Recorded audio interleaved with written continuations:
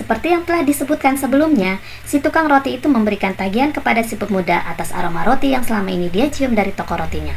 Karena si pemuda itu tidak bisa membayar tagihan atas aroma roti yang dicurinya, dia lalu menyebarkan cerita itu ke penduduk kota. Penduduk kota yang mendengar ceritanya tertawa. Mereka merasa si tukang roti ini sangat konyol dan tidak masuk akal. Karena merasa kesal, akhirnya si tukang roti mengadu kepada hakim setempat. Alih-alih hakim ini akan menertawakannya juga, tanpa disangka-sangka hakim ini memproses kasusnya. Kemudian hakim mengirimkan surat panggilan kepada pemuda miskin dan meminta membawa 5 koin emas ke pengadilan. Akhirnya, waktu persidangan tiba.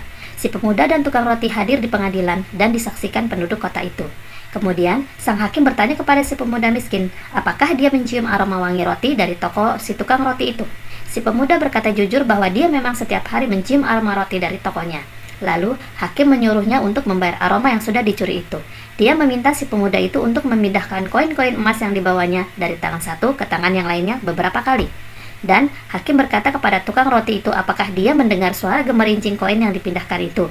Si tukang roti itu berkata dia mendengarnya.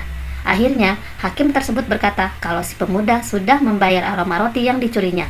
Dia mencuri aroma rotimu, dan kau mendengar suara gemerincing koinnya. Dan kasus ini selesai. Penduduk kota yang menyaksikan sidang itu bertepuk tangan dan memuji si hakim bahwa dia sudah berlaku adil.